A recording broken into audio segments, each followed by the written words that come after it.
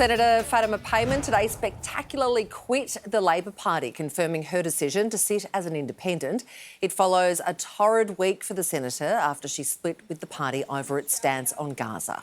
Witnessing our government's indifference to the greatest injustice of our times makes me question the direction the party is taking. Payman says she had no choice but to resign after being given an ultimatum by the Prime Minister, either toe the party line or return the position to Labor.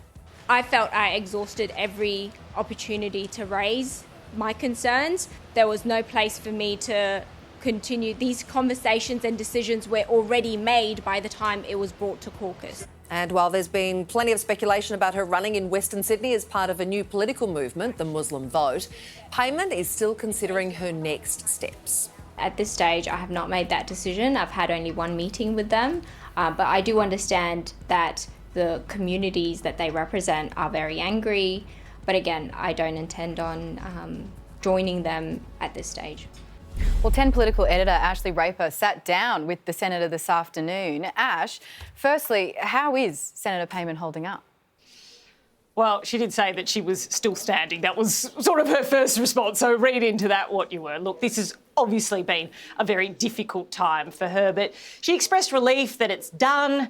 She appears devastated and says she feels devastated that it's come to this. When she announced her resignation from the Labor Party, she did get quite teary. So I think it's with mixed emotions, and she's been on a bit of a ride, and I think she might stop tomorrow and think about it all. We know that crossing the floor is a sackable offence within the Labor Party, and my sources are saying that behind the scenes, the Prime Minister is furious that she's resigned from the party. What's Albanese saying publicly? Look, we haven't heard much yet. This has all happened quite late this afternoon. He was asked about it in question time this afternoon. He said he received a text message from Senator Payman today saying that she would be quitting the party, and he didn't respond to that, and Senator Payman backs that up as well. The ALP president, Wayne Swan, has released a statement this afternoon, and he is clearly angry as well, and says that the decision taken by Senator Payman can only empower opponents of Labor to the far right and the far left. So yes, Labor is very angry, and there are varying degrees of anger from colleagues, but they are angry how this has played out. Well, especially since there are suggestions that Senator Payman has been secretly plotting this for more than a month.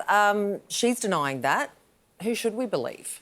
It is a difficult one, but we do know that Senator Payman has been consulting members of the crossbench, and obviously she has been weighing up her options in this. She denies it's been happening, or she's been plotting it for a long time, but she has taken some steps since, when she was considering crossing the floor and then what her future would look like.